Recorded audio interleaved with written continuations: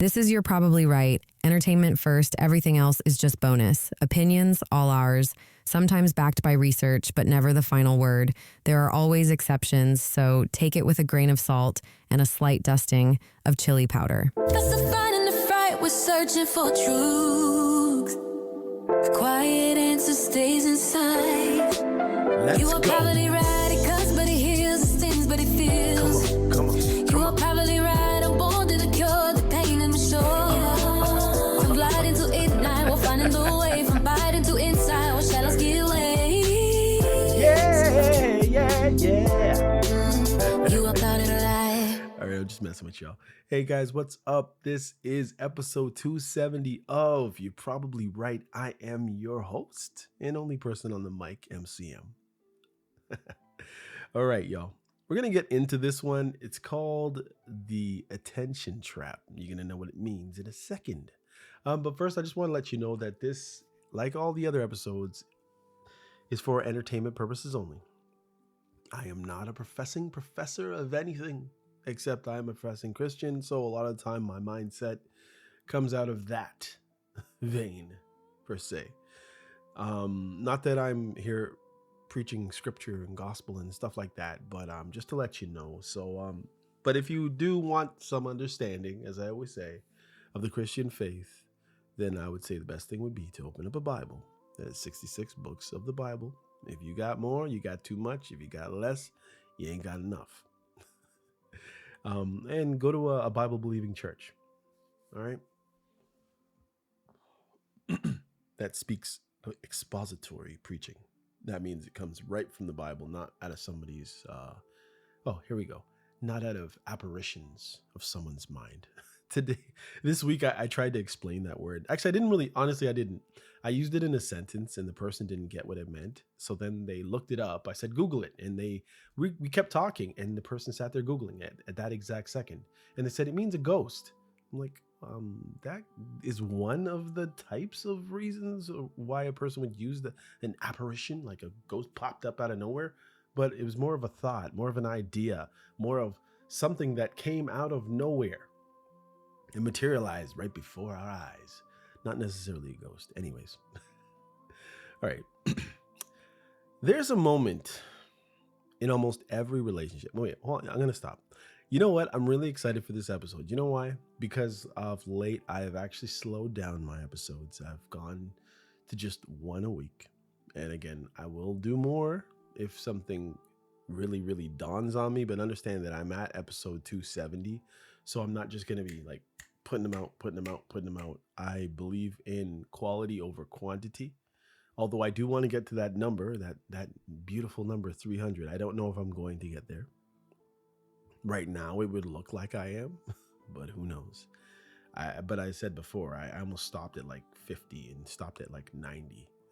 So anyhow, I'm going to get right into this, but I am kind of excited because it's like I don't get to do this that much. And as much as I do this for you, yes, you who are driving your car on your way to work, you on your way home from work, you on your lunch break, you cutting the lawn, you washing the dishes, you doing the laundry, you who can't sleep and now it's 1 or 2 or 3 o'clock in the morning and you want something boring to put you back to sleep, and here I am. I'm cool to be that. But because I'm not doing it that often now, I don't know if I feel more energized, because I did feel energized even when I was doing like 1 or 2 or 3 episodes in one day off a topic. Like a lot of my episodes that say part 1, part 2, part 3, those are all done in one day in most cases. But it was just too large for one episode, obviously. So as I said, I look forward to doing this. This is on a Friday, away from my day job that I still have because I don't have enough subscribers and not enough representation in the material world that sells stuff. You know what I mean? Advertising. But at the same time, I'm happy you're here. And if I've ever helped at least one person, then I'm grateful. And if you want to give me some sort of feedback, you can email me. Exactly. I will be picking up the email at yprpodcast@gmail.com. And if you have a suggestion, maybe you want me to shut up.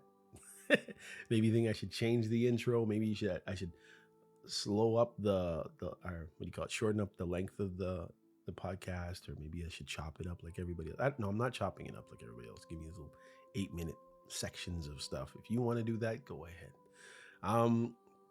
But anyways, I just wanted to blather on a little bit, and now that I've done that, I've exercised that desire, I can move on.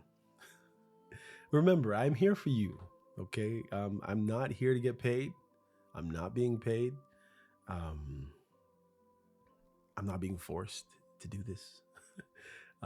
It is a love project, I guess.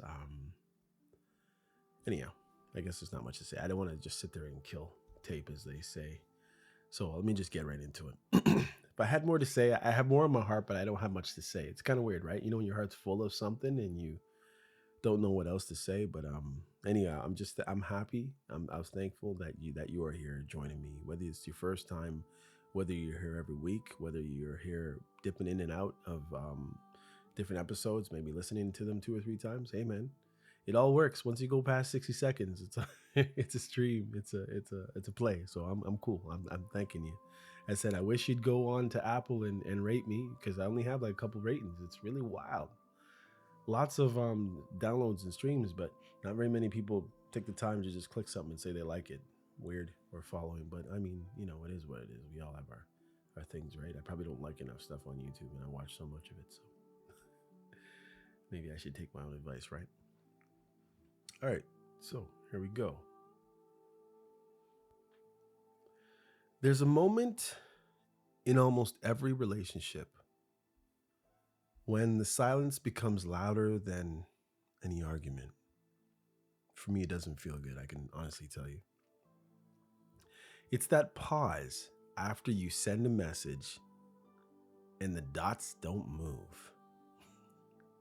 It's that feeling when you look across the room at someone you used to laugh with and they're scrolling through their phone, eyes somewhere else, thumbs moving, face blank, and in that instant, maybe they're laughing. You don't just feel ignored, you feel invisible. Maybe it's at the kitchen table, like someone was telling me. Your husband is telling the kids that they're off the computer for a certain amount of time, but then he's at the dinner table texting away. It can make you feel invisible. That's what this episode is about. Not love, not heartbreak, not even rejection. It's about attention, the most powerful drug in modern romance. How it's traded, controlled, hoarded, withheld. How it keeps 2 people together long enough or long after the relationship has stopped growing. And how it's quietly reshaping what we call connection. Because in today's world, attention is love's currency. And most of us are overdrafting. So, first of all, the economy of emotion. Once upon a time, love was measured in hours spent together. In letters written.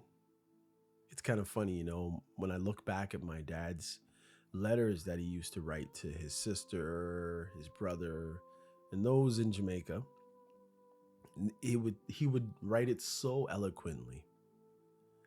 And this letter might take him an hour maybe to write, possibly, depending on, you know, how much information he needed to pass on. And then it would take another, let's say, 2 weeks to get to wherever in Jamaica, if it got there.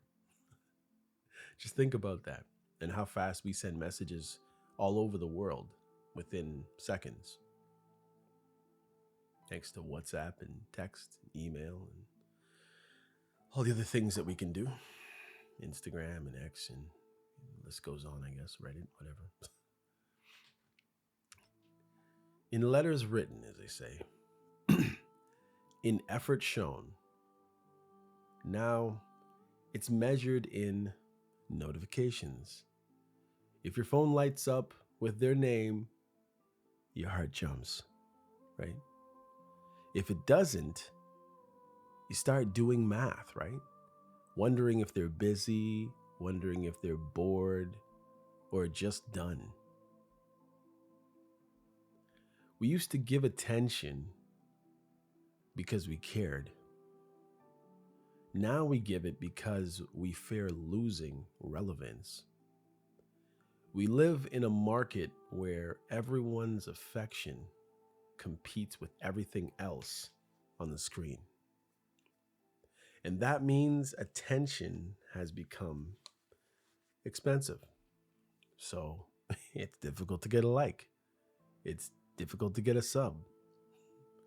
Scarcity makes it valuable. So the less you have, the more important it is for you. But sometimes we overshare, we overtext, we overcommunicate. And as we do those things too much, we slowly are devalued. The less someone gives, the more you want it. That's the trap. So then we move on to what attention feels like. Oxygen. Or when attention feels like oxygen. Better. For many people, attention is not just nice. It's survival. We grew up equating being noticed with being safe. You know, we're chosen, or we could be in the group. Kind of like when you're the last person or the first person picked on sides as we choose who's going to be on whose basketball or hockey team or football team as kids. As children, we learned that when adults paid attention, we mattered. When they didn't, we disappeared. That wiring actually never leaves. So when we're in our relationships and our spouse or significant other sits down with us to do absolutely nothing, many of us are happy. Many of us are happy when our spouse, significant other, or person we're in a relationship with goes all over the whole place on a Saturday after a rough week of work to come back with one bag of donuts and many miles driven or walked. But as I said, it never leaves us from when we're small to when we're old. So when a partner withdraws attention, the child inside panics. The adult calls it detachment. But what it really is starvation. That's why people chase texts, stalk stories, reread messages, not for information, but for reassurance. They're checking if they still exist in the other person's world. And I think the more we've actually texted in this day and age, people are getting better at it. One time, you had to be a one finger person because you had to go through all the different choices for the 9 buttons that we had to press before. Now you can just hammer them out regularly, but we would have to say full things, full sentences, and then emojis came up, and then LOL came out, and and people got better at writing, and now some people have AI write their texts even for them or reword them or whatever it is. And it's funny, the more important a person is to you, and maybe they very seldomly message you, you'll find yourself reading a text 3, 4, 5 times before they've had a chance to text you back, just to figure out wording. Weird. I mean, I looked at one text and somebody said, "Thank you for this message." And it was like, huh, thank you for this message. For this message. You sit there thinking, you're like, what do they mean by this message? They didn't like the other messages I sent, or just this message was really important? Like the amount of things that could literally go through your mind because you're starved for attention.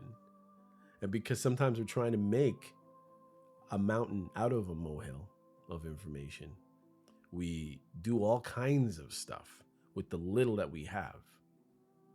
You want to hear a weird thing, people? as I am about to move on. But anyway, that's why people check texts, as I said, in stories, in stock stories, and reread messages. Not for information, but for reassurance. They're checking to see if they still matter in that person's world, whoever it is. There is a rabbit outside of this window that's literally been there for an hour. It's bounced around here and there and everywhere. I've waved at it and it got spooked a little bit and ran off. And then it keeps coming back to the same exact spot and looking at me like, man, if they had a werewolf rabbits, this will be like public enemy number one. Nah, it's joking. It's actually cute. It's just strange. Funny thing though, I had a rabbit that looked a lot like this rabbit when I was a kid. And she died of a horrible accident, which I can't get into, but it was pretty scary as a kid. Let's just say somebody fell in a cage. But anyway, section 3. I'm sorry if I totally freaked you out or grossed you out, but yeah. The micro hits of validation. And just as I say it, the rabbit turns and goes the other direction. Interesting. Okay. Every ping, like, or glance is a dopamine microdose, right? Each one says you're seen. And I can definitely verify this. Is like because I've put out various covers on YouTube, a few of my YouTube channels, or on my Facebook or something like that. And on my Facebook, honestly, I literally don't. Do I follow anybody? I think I did, and there's still people I follow, but I don't really follow them. Like they're stars or whatever, actors or musicians or athletes or whatever it is. But as far as friends, I literally have no friends on Facebook. My stuff's just there. It's almost like it's like one of those signs. It's kind of like if you ever watched the movie Shawshank, when the old bean writes on that rafter or whatever it is they call it. I can't remember what his name was. What was it? He's not Red. I can't remember what the guy's name was. But anyway, he wrote, was here. And it's kind of like, that's what my Facebook is. It's like, I'll go on there to use Facebook Marketplace. Maybe I'll buy something or sell something. But I'm not on there interacting. And but if anybody actually looked me up, there I'd be, right? But I do post, funny enough, songs that I've covered on there. So I've done like Take On Me, and I've done, what's that song called again? Wicked Game, Isaacs, a few different songs. But, the dopamine hit is when you go and see all the stuff that you've posted and you look at, you see the eye and it tells you how many people actually saw it. Now, whether they liked it or not, I realize that it's so hard to get a like these days. But for me, it's a small, as I say, a microdose of dopamine, just to see that it says like a certain number, if it's hundreds or tens. There's a lot of people that listen to you sing a song, right? Of course, you have to subtract the amount of times that you listen to it yourself. You know what I kind of wonder about from other people is, do people like singing? Like, there's people who like singing, right? But do they like their own voices? That's one thing I guess that's something I could probably research. I assume they do. I mean, I do. I like my own voice. I like things I do. Sometimes I cringe when I make mistakes, and if I listen to the song over and over, I keep hearing that same mistake. And sometimes I clear my throat and I'm not singing anymore. I'm just listening to a recording of my voice, and I realize my voice has gotten raspy. So imagine listening to your own voice, notice it's getting raspy, and cough to clear your throat even though you're not recording. Weird, but yeah. Anyhow, each of those microdoses says you're seen. That's why it's so hard to let go of someone who gives you inconsistent attention. You'd figure it'd be the person who gives you consistent. It's like, oh, I can't let it go. They're giving me all this. But no, it's harder to let go of those who are giving inconsistent attention. They train your nervous system to wait for the next hit. It's not love. It's intermittent reinforcement.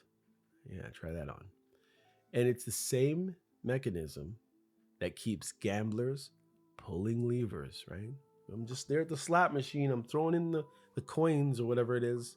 Just, I've been sitting here for 3 hours. Chances are it's going to come up. And if I leave my machine, somebody else is going to just wander in blindly and throw a quarter in and pull it and win the million. And I'll be like, what the heck? So what do? You stay and you justify staying. You mistake anxiety, right? Worry for someone taking what you got for chemistry, and confusion for depth. You call it passion, but it's dependency dressed in desire. And I think that's the best way. Like we talked about a gambler. Now think about someone. I'm just going to pull this out of my head, as they say. Think about a woman who maybe she's 29 to 44, and she doesn't have any kids, or maybe she has a kid and she wants to have more kids. She's hoping to have a relationship. She doesn't want to have a child out of wedlock or out of a proper relationship. She just doesn't want a child. She wants one in a loving, hopefully a loving or on the way of being a loving relationship. But the dude that she's hanging out with, spending time with, Netflixing and chilling or whatever you do, is giving her hardly any play, any consistency. He texts every day and a half or once a day. Maybe she gets like 3 or 4 lines. Sometimes they have a conversation on the phone and everything seems amazing. And then it's like, I'll text you tomorrow or whatever it is. And dude doesn't text. And because he's so inconsistent, it's more desired. And I think I talked about this in my last episode. It's like back in the 80s, I didn't really get into it, but back in the 80s when they were having the award shows like the Grammys, American Music Awards, those big ones, Oscars, whatever.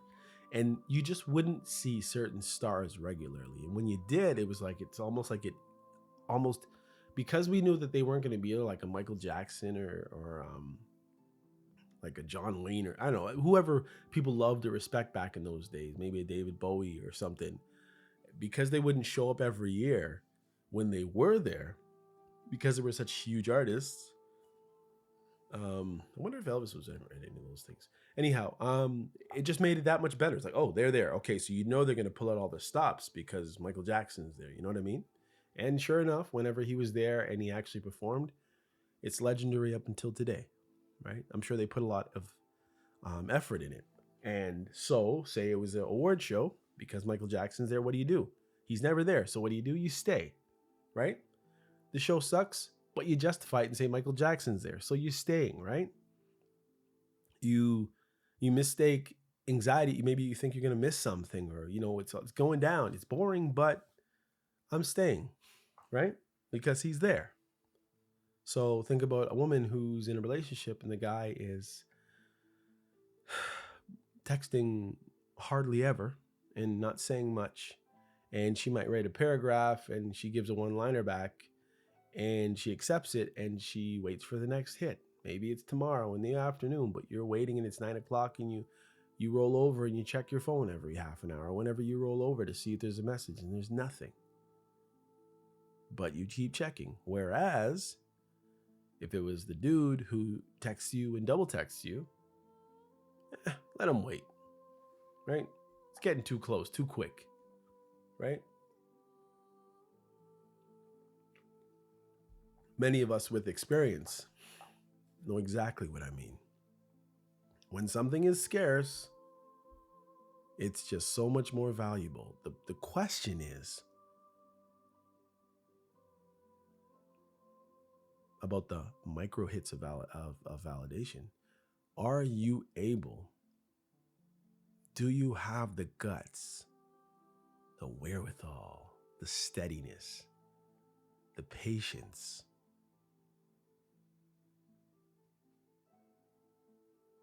the discipline to be scarce? We all know what it's like when someone is scarce with us, right? Maybe they pop up like an apparition every once in a while here or there. But are you able to do it? I mean, it works on you. Just think about it. You're like, well, what if I lose them? Maybe you can't do it this time. Maybe it's going to be next time when this person finally leaves you for good. I'd like to stay positive, but the reality is, folks, people make time for people who matter to them. If they don't, you don't. Now, I do understand there's people who work jobs that have to put in way more than 35 hours a week. But the bottom line is, if the person will scale back actually nothing for you, then there's a very good chance that you might not be the most important or close to the most important thing in their life. And I'm just going to be honest with you. There's no point in kiddie around with it. You know what I mean? Next, power and control. Attention is also leverage. The person who gives less usually holds more power. It's just that way. Not because they're better, but because scarcity manipulates emotion. Did you hear that? And this is why I asked you, do you have the discipline to be scarce? Scarcity manipulates emotion. And you might be sitting there saying, well, I'm not trying to manipulate anybody's emotion, but you want somebody to emote over you, no? Somebody to care one way or the other what you're doing, whether you reach out to them or not, right? Because the reason why scarcity manipulates emotion is because it creates imbalance. One partner becomes the performer, the other becomes the audience. The stage may look romantic, but it's really transactional. This is where relationships slip from connection to performance. You start off, there's a connection, right? Every conversation is good, going back and forth. You got something to say, she got something to say, vice versa. You start curating moments, right? Polishing words, managing impressions, anything to earn another round of attention. That's not intimacy. It's marketing. Take your time, you know? So understand it is control. And the more you give, the less control you have. The more power you give somebody else, the more control they have. Do you understand? Next, the myth of effortless love. People talk about effortless love, or effortless chemistry, I should say, like it's the goal. But effortless love doesn't mean effortless attention. Real relationships require maintenance, not obsession, but presence. Yet modern culture has taught us to equate effort with desperation, right? If you try, you must be desperate. So let me hold back. Let me not double text, right? Let me not text until tomorrow after our date, or call after, or when you just got the number. Let me wait a day, right? So we undercommunicate, right? to seem cool, to seem desired, to seem busy. We detach to seem strong. Oh yeah, I can let it. Oh, she's pretty. Yeah, let her stay right there. Yeah, I'm just waiting. Why don't you call her back? No, I'm just waiting. I got this, man. And we mistake apathy for confidence. The truth is, mature love is full of small, consistent acts of attention. Mature love, not immature love. I know people will tell you different nowadays, right? Remembering details, right? When's their birthday? How many kids do they have? What's the kid's name? Where do they work? What city are they from? What's their sign? Just these little things, right? Remembering details, listening, following up, showing interest without being asked is not glamorous, but it's real. Next, digital noise and disappearing focus. Our attention spans are shrinking. We multitask affection the same way we multitask tabs on a browser. We can be texting someone while scrolling through another person's feed, liking a third and thinking about a fourth. We wonder everyone feels half love, or no wonder, I should say, we wonder. No wonder everyone feels half love. Because you don't have anybody's undivided attention anymore, as much as they might tell you. Or at least maybe not after a few weeks or months of a relationship. Then after it kind of levels off or something. Presence has become rare, almost exotic, right? Everybody's online talking. Nobody wants to even pick up a phone to have a conversation anymore. And Lord, heaven forbid you leave voice notes. Anyhow, that's some people, right? When someone puts their phone down and actually listens, it feels intimate because it's almost extinct. People hardly do it anymore. People think they can talk while the phone's in their hand. Hey, blah, blah, blah, blah, blah. Your hand's in this weird position, right? Holding the phone. While the person talks to you, they shut up and you go right back to your phone, right? The next, the emotional exchange rate. Here's the painful truth.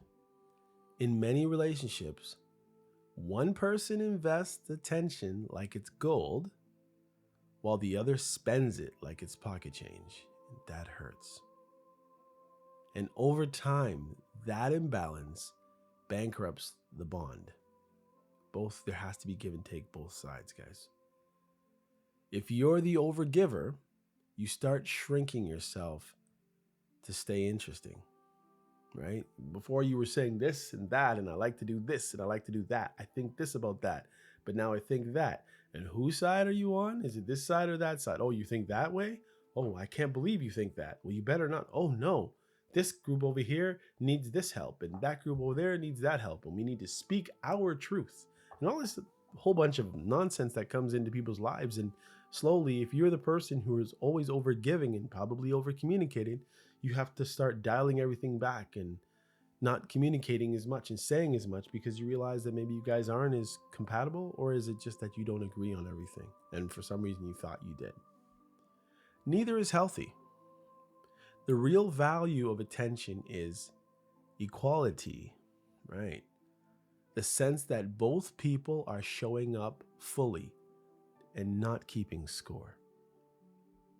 After that, withdrawal, silence, and the art of punishment. Silence can be communication, but it can also be control. When someone withdraws attention to make you chase, it's emotional taxation. That's right, emotional taxation. They're charging you for connection. It creates a cycle of apology and pursuit that keeps both people trapped. Healthy space says, I need time. Manipulative silence says, I want you to suffer. Knowing the difference is emotional intelligence. Next, reclaiming your own attention. The cure for the attention trap isn't more attention, it's self attention. Paying attention to yourself, guys. Find that thing you love. If you want to play a sport in the middle of the winter and you need to join a adult group to do so, and you think you have the physical fitness, do it. You pay more attention to yourself by doing something you love, rather than trying to pay attention to someone you love who only gives you half of their time. Fill your time up with stuff. Keep your commitments. Keep your desired things going so that you have something outside of these people, so you don't sit there and perseverate, or you don't sit there and concentrate on when they're going to get back to you, when are they going to see you again, when are they going to call you again, when are they going to text you again, did they like my story, did they like my picture, right? Self-attention. Learning to give yourself what you keep begging others to notice. When you feed your own life, right? Hobbies, purpose, rest, friendships, you stop outsourcing your worth. You become less reactive and more magnetic. You're doing stuff. You're important. You're wanted over here. You're wanted over there. Ironically, that's when genuine attention starts coming back to you. If you didn't get that, let me read that again. The cure for the attention trap isn't more attention. They don't need more from you. You've been giving and giving and giving and giving, and it's gotten you nowhere but frustrated and upset and angry and sad and crying to songs that maybe you would never even cry before to. Self-attention. Learning to give yourself what you keep begging others to notice. Maybe you shop your songs out, man. Maybe you sing all the time and the person doesn't even pay attention to your music. Do they even like your music? Put it out there. Let other people listen to it. Listen to it yourself. Feed your own life, your hobbies, your purpose, your rest, your friendships. Stop outsourcing your worth. You become less reactive and more magnetic. And that's what everybody wants to be, because people will just be attracted to you because you're busy, because you're doing stuff. Haven't you found out that's when connections happen? You're busy minding your own business when all of a sudden, right, somebody tripped into your life. You weren't focused on it. Because self-focused energy reads as confidence and not arrogance. People are drawn to someone who isn't begging to be seen, but is already visible to themselves.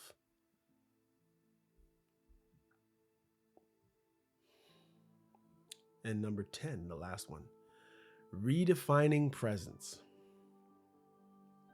Presence is love's highest form.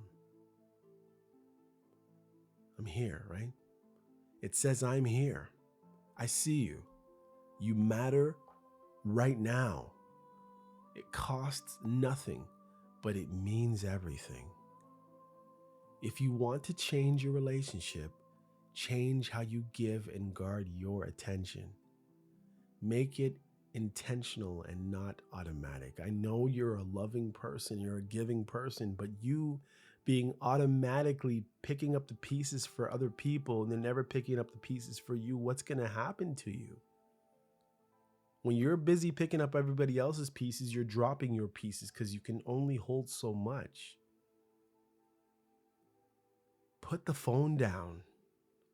Look, listen, respond. That's the new luxury. Focus. You wonder why people don't like you? You think people don't like you? Say hello to everybody. Don't pick and choose. Be friendly. Not flirty, just friendly.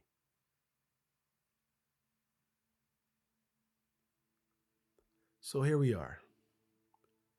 Trapped in a world that measures love in seconds of screen time.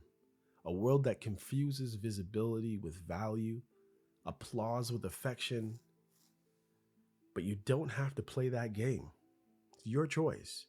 You can choose depth over display. Maybe you need to cut off some of those apps. Pick one, maybe. You can choose presence over performance. You can be the one who breaks the pattern, who gives attention. You could be that Michael Jackson in your life, who gives attention because it's sacred, not because it's scarce. And if you're lucky enough, if you're blessed enough to find someone who does the same, protect it. That's real wealth. Because when the noise fades and the world stops scrolling and the only thing left is two people paying attention to each other, that's love. Not the loud kind, not the performative kind, the kind that lasts. All right, y'all. You've been listening to You're Probably Right with me, MCM. If today's episode hit home, please, please, please, please share it. Not for the algorithm, but for the conversation. Because maybe, just maybe, paying attention is how we start to heal. Know that you are important. Know that you matter. And if those in your life are not showing you that, maybe it's time you stepped back just a little bit. Not out of revenge, not out of anger, not out of bitterness, but because you can't be giving out everything you have without putting in to yourself. Okay? Anyhow, y'all, until next time, I really appreciate you showing up and hanging out with me. Yeah, that's what I'm going to say for now. Take care of yourself. This is MCM, and I'm taking off now. Peace out. This has been another episode of You're Probably Right. Take care.